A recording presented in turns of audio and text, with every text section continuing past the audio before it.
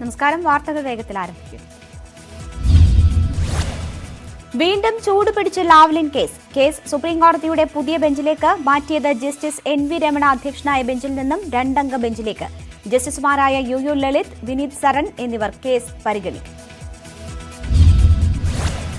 Lavalin കേസിൽ പുതിയ bench തിങ്കളാഴ്ച മുതൽ വാദം കേൾക്കും. പരിഗണിക്കുന്നത് ഹൈക്കോടതി വിധി ചോദ്യം ചെയ്ത് CBI നൽകിയ ഹർജി. കേസിൽ പിണറായി വിജയൻ ഉൾപ്പെടെയുള്ളവരെ വെറുതെ വിട്ട ഹൈക്കോടതി വിധി വസ്തുതകൾ വിശദമായി പരിശോധിക്കാതെയെന്ന് ഹർജിയിൽ CBI. സെക്രട്ടേറിയറ്റിലെ തീപിടുത്തത്തിൽ അന്വേഷണത്തെ സഹായിക്കാൻ സർക്കാർ നിയോഗിച്ചത് CPM ഉദ്യോഗസ്ഥ സംഘത്തെ. ഫയലുകൾ പരിശോധിക്കാൻ GAD പൊളിറ്റിക്കൽ വിഭാഗത്തിലെ ഉദ്യോഗസ്ഥർ. 4 പേരും CPM അനുകൂല സംഘടനാ പ്രവർത്തകർ. തീപിടുത്തത്തിൽ വിശദ പരിശോധന നാളെ മുതൽ നടക്കും. ഇന്ന് നടന്നത് പ്രാഥമിക പരിശോധന മാത്രം. റെക്കോർഡിംഗിന് 16 ക്യാമറകൾ കൂടി വേണമെന്ന് A. കൌശികൻ. സെക്രട്ടേറിയറ്റിലെ തീപിടുത്തത്തിൽ സുപ്രധാന ഫയലുകളൊന്നും കത്തിനശിച്ചിട്ടില്ലെന്ന് മുഖ്യമന്ത്രി. അന്വേഷണം ഫലപ്രദമായി നടത്തും. NIA ആവശ്യപ്പെട്ട ഫയലുകൾ നൽകാമെന്ന് നേരത്തെ പറഞ്ഞിട്ടുണ്ടെന്നും അത് കൊടുക്കുമെന്നും മുഖ്യമന്ത്രി. കോവിഡ് മാനദണ്ഡങ്ങൾ ലംഘിച്ചുള്ള പ്രതിപക്ഷ കക്ഷികളുടെ പ്രതിഷേധം ഹൈക്കോടതി ഉത്തരവിന് വിരുദ്ധമെന്നും കുറ്റപ്പെടുത്തൽ. സെക്രട്ടേറിയറ്റിലെ തീപിടുത്തത്തിൽ റിപ്പോർട്ട് സമർപ്പിച്ച ഫയർഫോഴ്സ്. തീപിടുത്തത്തിന് കാരണം ഫാൻ ചൂടായി ഉരുകിയതിനെ തുടർന്ന് ഷോർട്ട് സർക്യൂട്ട് ഉണ്ടായതെന്ന് കണ്ടെത്തൽ. ലൈഫ് മിഷൻ പദ്ധതിക്ക് വിദേശ സഹായം സ്വീകരിക്കാൻ അനുമതിയില്ലെന്ന് വിദേശകാര്യ മന്ത്രാലയം. വിദേശ സഹായം കൈപ്പറ്റാൻ കേന്ദ്ര അനുമതി ആവശ്യമാണ്. സംസ്ഥാനം അത് പാർലമെന്ററി കാര്യ സമിതിയെ അറിയിച്ച് ആവശ്യപ്പെട്ടില്ലെന്നും വിദേശകാര്യ മന്ത്രാലയ സെക്രട്ടറി വികാസ് സ്വരൂപ്.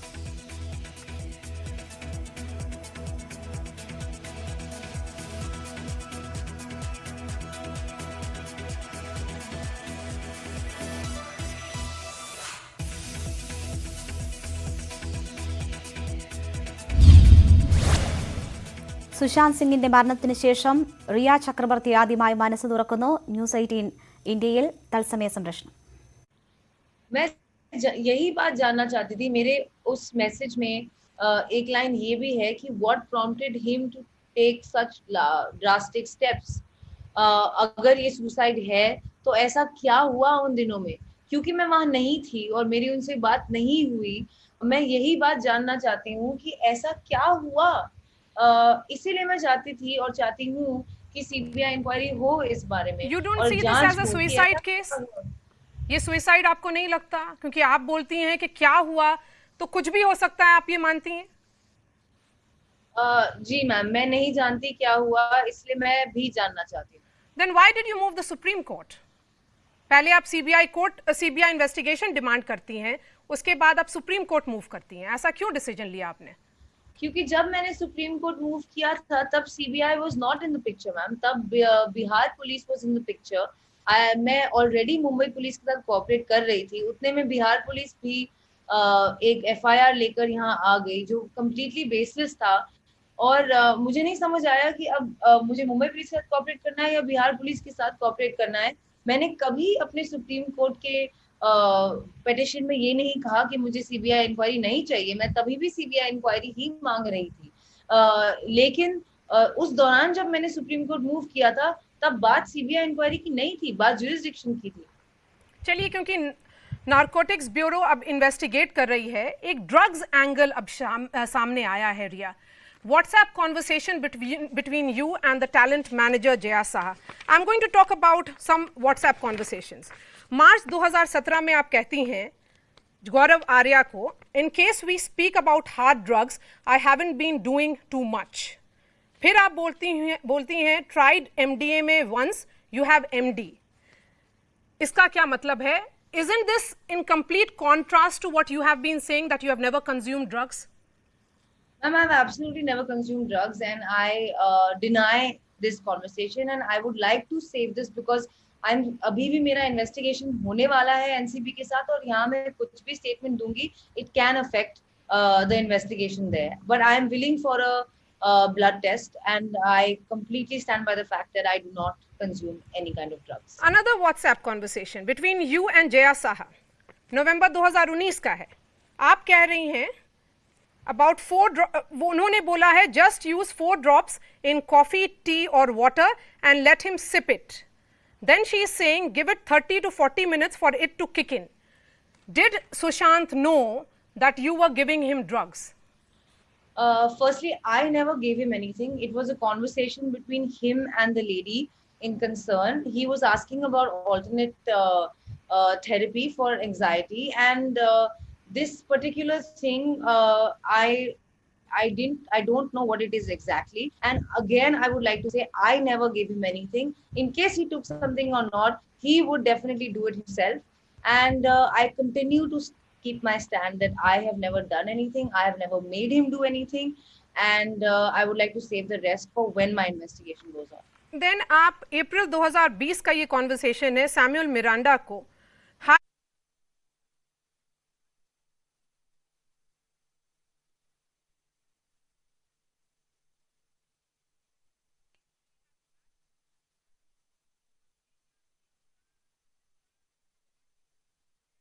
एजेंसी बोलती है कि आप कोई ड्रग रैकेट में अब इन्वॉल्व हैं, आपका क्या डिफेंस होगा? Ma'am honestly it's really sad to say, पर ये जो कंजम्पशन है ड्रग्स का और ये जो कंजम्पशन है मैरिजुआना का, Sushant used to smoke marijuana, और आई एम श्योर कि उनके स्टाफ और उनके आसपास के लोग जो एक्चुअली वहां थे वो इस बात को भी बता पाएंगे. And that's why I have faith कि जो इन्वेस्टिगेशन एजेंसी इस बात को इन्वेस्टिगेट करेगी, they will come to the truth of it. And unfortunately, I still have to be part of that investigation. Hence, I would not like to go into further details about this. But I stick to my stand and I deny all allegations. You are saying that Sushant used to consume a drug called marijuana. क्या है वो, मतलब कब पता चला था आपको? क्योंकि your relationship with him began in April 2019. When did you realize that he was into drugs? Ma'am, he used to do it even before he met me. He probably started it 2 years before he met me. Probably around the time of his Kedarnath shoot or even before that. And he had other people living with him at that point. And he was always doing it even before he met me. And in fact, my role in this only was to try and help him to stop it, reduce it.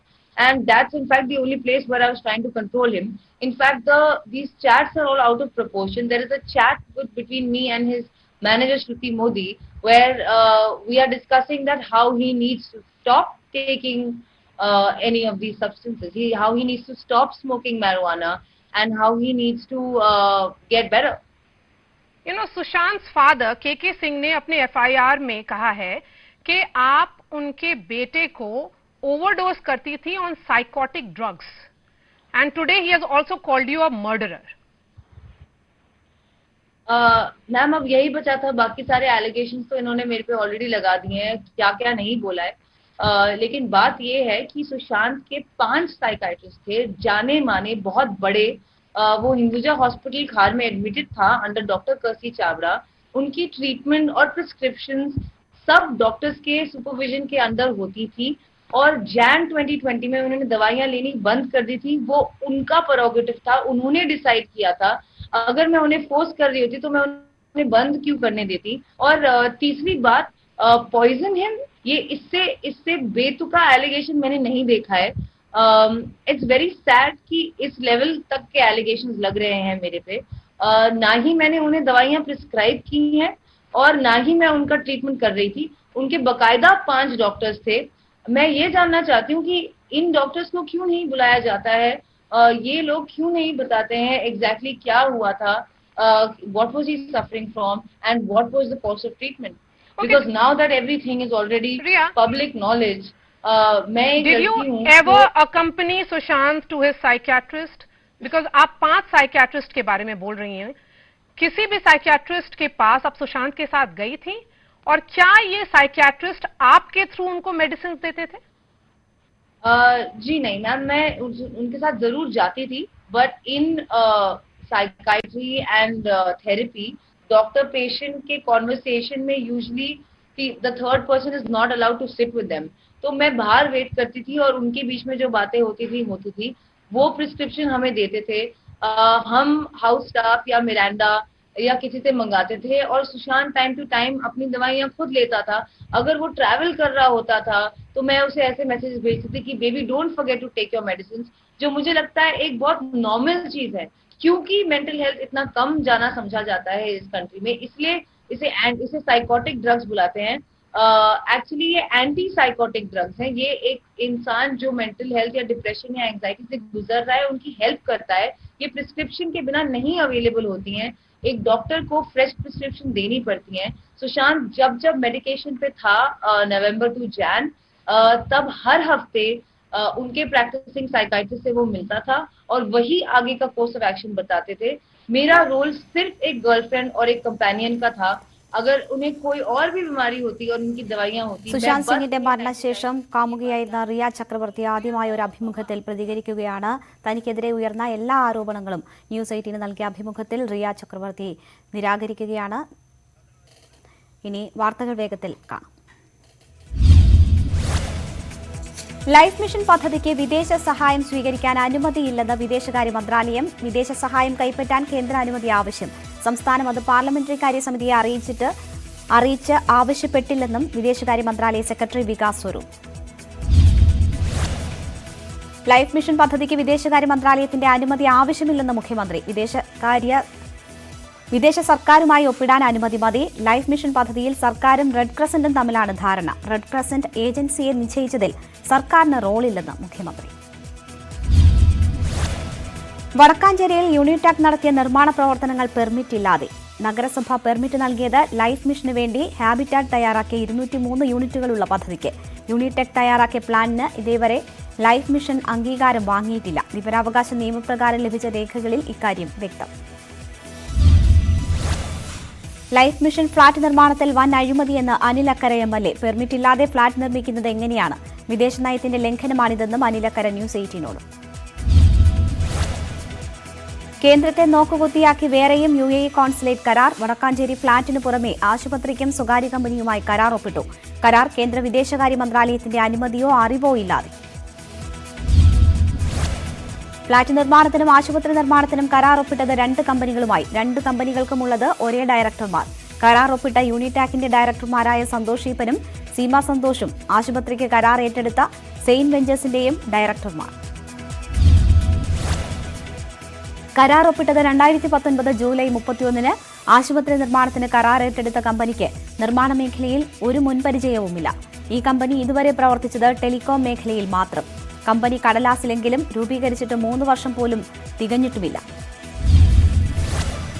Vadakkanchery life mission തട്ടിപ്പിലെ പ്രതിപക്ഷ ആരോപണങ്ങൾ കൂടുതൽ ശരിവെക്കുന്നതാണ് news 18 വാർത്തയെന്ന് Congress നേതാക്കൾ. വിദേശ നാണ്യ വിനിമയ ചട്ടത്തിന്റെ ലംഘനമാണ് നടന്നത്. മന്ത്രി AC മൊയ്തീന്റെ പങ്കും പുറത്തുവരണം. കൺസൾട്ടൻസി കരാറിന്റെ പേരിൽ നടക്കുന്നത് മുഴുവൻ കള്ളക്കളിയെന്ന് രമേശ് ചെന്നിത്തല. ലൈഫ് മിഷനുമായി ബന്ധപ്പെട്ട് വൻ അഴിമതിയെന്ന് KPCC general secretary Padmaja Venugopal. CBI അന്വേഷണം നടത്തണമെന്നും ആവശ്യം.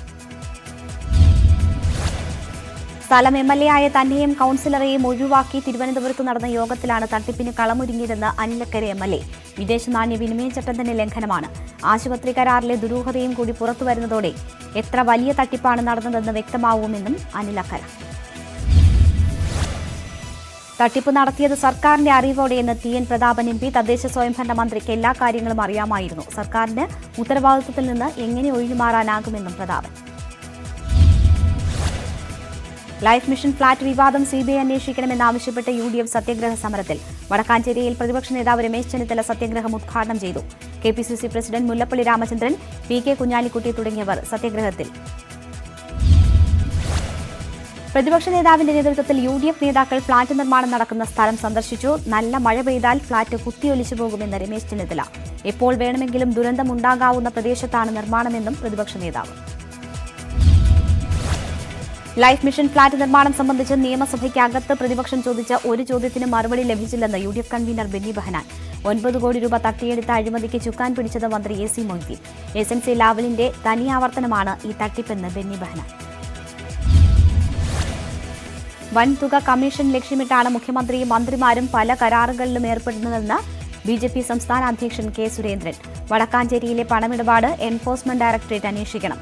പല പേരുകളിലായി ഒരേ സ്ഥലത്തേക്കാണ് ഈ പണമെല്ലാം പോയതെന്ന് സുരേന്ദ്രൻ. അവിശ്വാസ പ്രമേയത്തിൽ താൻ സമയമെടുത്തതിൽ പ്രതിപക്ഷ ആക്ഷേപം സ്വാഭാവികമെന്ന് മുഖ്യമന്ത്രി. പ്രതിപക്ഷം തന്റെ മുഖത്ത് നോക്കി കള്ളൻ എന്ന് വിളിക്കുകയും നടുത്തളത്തിലിറങ്ങി അസഭ്യം പറയുകയും ചെയ്തു. മറുപടി പറയാൻ സന്നദ്ധനായിരുന്നു. പ്രതിപക്ഷം ഉന്നയിച്ച ഒറ്റ വിഷയത്തിലും മറുപടി പറയാതിരുന്നിട്ടില്ലെന്ന് മുഖ്യമന്ത്രി. പെരിയ ഇരട്ടക്കൊലപാതക കേസിൽ കോടതി നിലപാടുകൾ സർക്കാർ അംഗീകരിക്കുമെന്ന് മുഖ്യമന്ത്രി. കേസ് സിബിഐക്ക് വിട്ടതിനെക്കുറിച്ചുള്ള ചോദ്യങ്ങൾക്ക് മറുപടി പറയുകയായിരുന്നു മുഖ്യമന്ത്രി. സംസ്ഥാനത്ത് ഇന്ന് 2406 പേർക്ക് കോവിഡ് സ്ഥിരീകരിച്ചു. 2067 പേർ രോഗമുക്തരായി. ഇന്ന് 10 മരണം. 2175 പേർക്ക് സമ്പർക്കത്തിലൂടെ രോഗബാധ. 193 പേരുടെ സമ്പർക്ക ഉറവിടം വ്യക്തമല്ല. സ്ഥിരീകരിച്ചവരിൽ 59 പേർ വിദേശ രാജ്യങ്ങളിൽ നിന്ന് വന്നവർ, 121 പേർ മറ്റ് സംസ്ഥാനങ്ങളിൽ നിന്നും വന്നവർ. ഇന്ന് ഏറ്റവും കൂടുതൽ രോഗബാധിതർ തിരുവനന്തപുരം ജില്ലയിൽ 352 പേർക്ക് കോവിഡ്. കോഴിക്കോട് ജില്ലയിൽ 238, കാസർഗോഡ് 231, മലപ്പുറത്ത് 230 പേർക്ക് രോഗബാധ. പാലക്കാട് 195, കോട്ടയത്ത് 189, കൊല്ലം 176, ആലപ്പുഴ 172, പത്തനംതിട്ട 167, തൃശൂർ 162, എറണാകുളം 140, കണ്ണൂർ 102, ഇടുക്കി 27, വയനാട് 25 എന്നിങ്ങനെയാണ് മറ്റ് ജില്ലയിലെ കണക്കുകൾ. ഇന്ന് 47 ആരോഗ്യ പ്രവർത്തകർക്ക് രോഗബാധ. 13 പുതിയ ഹോട്ട്സ്പോട്ടുകൾ. 14 പ്രദേശങ്ങളെ ഒഴിവാക്കി. കോവിഡിന്റെ അതിനിർണായക ഘട്ടത്തിലൂടെയാണ് സംസ്ഥാനം കടന്നുപോകുന്നതെന്ന് മുഖ്യമന്ത്രി. രോഗത്തെ ഉച്ചസ്ഥായിയിലെത്താൻ അനുവദിക്കാതെ പിടിച്ചു നിർത്താനായി. നിലവിലെ അവസ്ഥ അപ്രതീക്ഷിതമല്ലെന്ന് മുഖ്യമന്ത്രി. സംസ്ഥാനത്ത് മരണനിരക്ക് കുറവാണെന്ന ധാരണകൾ അപകടം ക്ഷണിച്ചു വരുത്തുമെന്ന് മുഖ്യമന്ത്രി. മരണനിരക്ക് എത്ര കുറവാണെങ്കിലും രോഗികളുടെ എണ്ണം വർദ്ധിച്ചാൽ അപകടമാകും. ഓരോരുത്തരും അവരവരുടെ ചുറ്റും സുരക്ഷാ വലയം തീർക്കണമെന്ന് മുഖ്യമന്ത്രി. രോഗികൾ 8 മടങ്ങ് വർദ്ധിച്ചാലും ചികിത്സ നൽകാനുള്ള സൗകര്യങ്ങൾ ഒരുക്കിയിട്ടുണ്ടെന്ന് മുഖ്യമന്ത്രി. ബ്രേക്ക് ദ ചെയിൻ ശക്തമാക്കും. മരണങ്ങൾ ഒഴിവാക്കാനാണ് ശ്രമിക്കുന്നതെന്ന് പിണറായി വിജയൻ. സംസ്ഥാനത്ത് കോവിഡ് ചികിത്സ തികച്ചും സൗജന്യം. സർക്കാർ അംഗീകൃത സ്വകാര്യ ലാബുകളിലും പരിശോധന നടത്താം. സർക്കാർ നിശ്ചയിച്ച ഫീസേ ഈടാക്കാവൂ. പ്രതിദിന കോവിഡ് പരിശോധന 40,000 കടന്നെന്ന് മുഖ്യമന്ത്രി. സംസ്ഥാനത്ത് നാളെ മുതൽ പൊതുഗതാഗതത്തിന് അനുമതി. ദുരന്ത നിവാരണ വകുപ്പ് അനുമതി നൽകിയത് ഓണക്കാല സർവീസുകൾക്ക്. കോവിഡ് മാനദണ്ഡങ്ങൾ പാലിച്ച് സംസ്ഥാനത്തിനകത്ത് സർവീസ് നടത്താം. പൊതുഗതാഗതത്തിന് അനുമതി സെപ്റ്റംബർ 2 വരെ. നാളെ മുതൽ സർവീസ് ആരംഭിക്കാനുള്ള തയ്യാറെടുപ്പിൽ KSRTC. സംസ്ഥാനത്ത് സ്വകാര്യ ബസ്സുകൾക്ക് 3 മാസത്തേക്ക് നികുതി ഒഴിവാക്കി സർക്കാർ. ഒഴിവാക്കിയത് ജൂലൈ, ഓഗസ്റ്റ്, സെപ്റ്റംബർ മാസങ്ങളിലെ നികുതി. സ്കൂൾ ബസ്സുകളുടെയും ദീർഘദൂര ബസ്സുകളുടെയും നികുതിയും ഒഴിവാക്കിയെന്ന് മന്ത്രി AK ശശീന്ദ്രൻ. ഇളവനുസരിച്ച് 90 കോടിയോളം രൂപ സർക്കാരിന് നികുതി നഷ്ടമുണ്ടാകുമെന്ന് ഗതാഗത മന്ത്രി. നേരത്തെ 3 മാസത്തെ നികുതി സർക്കാർ ഒഴിവാക്കി നൽകിയിരുന്നു. നികുതി ഇളവ് നൽകിയ സാഹചര്യത്തിൽ പരമാവധി റൂട്ടുകളിൽ സർവീസ് നടത്തുമെന്ന് സ്വകാര്യ ബസ് ഉടമകൾ അറിയിച്ചിട്ടുണ്ടെന്ന് മന്ത്രി. നികുതി ഒഴിവാക്കാനുള്ള തീരുമാനം സ്വാഗതം ചെയ്ത് ബസ് ഓപ്പറേറ്റേഴ്സ് അസോസിയേഷൻ. ഇതുകൊണ്ട് മാത്രം സ്വകാര്യ ബസ് ഉടമകളുടെ പ്രശ്നം തീരില്ലെന്നും ഉടമകൾ ഡീസലിന്റെ സെയിൽ ടാക്സിൽ ഇളവ് നൽകണം. മറ്റാവശ്യങ്ങളും സർക്കാർ പരിഗണിക്കുമെന്നാണ് പ്രതീക്ഷയെന്ന് സംയുക്ത സമിതി ജനറൽ കൺവീനർ T. ഗോപിനാഥൻ. വയനാട്ടിൽ നിന്നുള്ള അന്തർ സംസ്ഥാന യാത്രാ നിയന്ത്രണം ഒഴിവാക്കി. ബാവലി, കുട്ട റോഡുകളിലൂടെയുള്ള യാത്രയ്ക്കിനി നിയന്ത്രണമില്ല. ജില്ലാ ദുരന്ത നിവാരണ അതോറിറ്റി യോഗത്തിന് പിന്നാലെ ഉത്തരവിട്ടത് വയനാട് കളക്ടർ. ഓണക്കാലത്തെ തിരക്കൊഴിവാക്കാൻ ബെബ്കോ, കൺസ്യൂമർ ഫെഡ് മദ്യശാലകളുടെ പ്രവർത്തന സമയം 2 മണിക്കൂർ നീട്ടും. രാവിലെ 9 മുതൽ രാത്രി 7 മണി വരെ മദ്യശാലകൾ പ്രവർത്തിക്കും. ബാറുകളുടെ പ്രവർത്തന സമയം 5 മണിക്ക് അവസാനിക്കും. പ്രവർത്തന സമയം നീട്ടിയതോടെ ഓരോ മദ്യശാലയിലും 200 ടോക്കണുകൾ അധികം നൽകാനാകുമെന്ന് അധികൃതർ. ബെബ്കോ ആപ്പിന്റെ ബുക്കിംഗ് രീതിയിലും മാറ്റം വരും. ഓണക്കാലത്ത് എല്ലാ ദിവസവും ബുക്കിംഗ് നടത്താനാകും. കള്ളുഷാപ്പുകളുടെ പ്രവർത്തന സമയം രാവിലെ 8 മുതൽ 7 വരെ. ദേശീയപാതയോരത്ത് മത്സ്യക്കച്ചവടം പാടില്ലെന്ന് സർക്കാർ. എല്ലാ ഗതാഗത ചട്ടങ്ങളും ലംഘിച്ചുകൊണ്ട് മത്സ്യവ്യാപാരം നടത്തുന്നത് ശ്രദ്ധയിൽപ്പെട്ടിട്ടുണ്ട്. ഇത് 100ലേറെ കേന്ദ്രങ്ങളിൽ ഗതാഗത തടസ്സമുണ്ടാക്കുന്നു. അപകടങ്ങൾ ക്ഷണിച്ചു വരുത്തുമെന്നും ചൂണ്ടിക്കാട്ടിയാണ് നടപടി. ഇടറോഡുകളുള്ള സ്ഥലങ്ങളിലേക്ക് മാറി മത്സ്യവ്യാപാരം നടത്തണമെന്ന് മന്ത്രി G. സുധാകരൻ. ദേശീയപാതയുടെ ക്യാരേജ് വേയ്ക്ക് പുറത്ത് നിശ്ചിത അകലത്തിൽ പഴം, പച്ചക്കറി വ്യാപാരങ്ങൾ നടത്തുന്നത് ഇത്തവണ ഒഴിവാക്കുന്നില്ല. ഓണക്കാലം കഴിഞ്ഞാൽ അവരും ഒഴിയണമെന്ന് മന്ത്രി. വ്യവസായ ഇടനാഴിയുടെ ഭാഗമായ ആലുവയിൽ global industrial and trade city വരുന്നു. ഗിഫ്റ്റ് സിറ്റി എന്ന് പേരിട്ടിരിക്കുന്ന പദ്ധതിക്കായി 220 ഹെക്ടർ സ്ഥലം ഏറ്റെടുക്കാൻ 540 കോടി രൂപ അനുവദിച്ച് സംസ്ഥാന സർക്കാർ. അടുത്ത ഫെബ്രുവരിയിൽ സ്ഥലമേറ്റെടുപ്പ് പൂർത്തിയാകും. 1600 കോടി രൂപയുടെ വികസന പദ്ധതികൾ നടപ്പാക്കും. സ്വർണ്ണക്കടത്ത് കേസിൽ മാധ്യമപ്രവർത്തകൻ അനിൽ നമ്പ്യാരെ കസ്റ്റംസ് 5 മണിക്കൂർ ചോദ്യം ചെയ്ത് വിട്ടയച്ചു. അനിൽ നമ്പ്യാരെ വീണ്ടും ചോദ്യം ചെയ്യലിന് വിളിപ്പിച്ചേക്കുമെന്ന് സൂചന. ക്ലീൻ ചിറ്റില്ലെന്ന് കസ്റ്റംസ്. ജൂലൈ 5-ന് സ്വർണ്ണക്കടത്ത് വാർത്ത പുറത്തുവരുന്നതിന് മുൻപ് സ്വപ്ന സുരേഷിനെ വിളിച്ചതിന്റെ വിശദീകരണമാണ് കസ്റ്റംസ് പ്രധാനമായും ചോദിച്ചത്.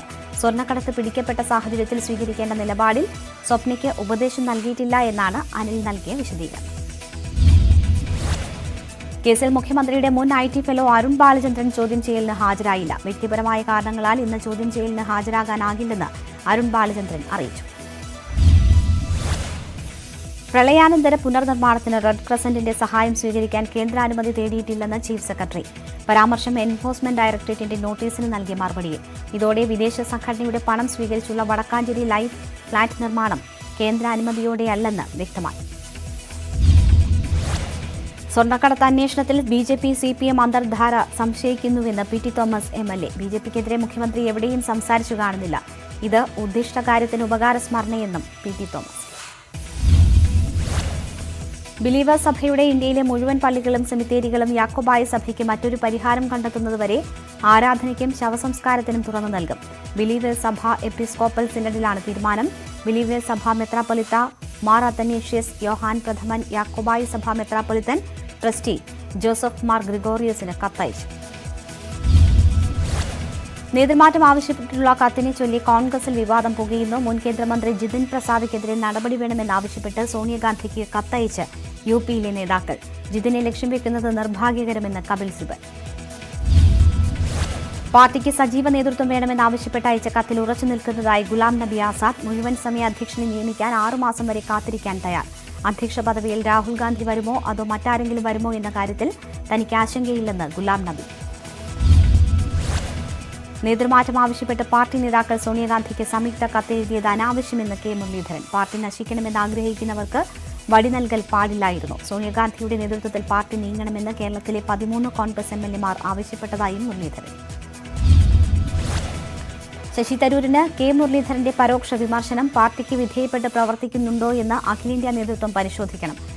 ഞങ്ങൾ സാധാരണ പൌരന്മാർ, വിശ്വപൌരനല്ലെന്നും മുരളീധരൻ.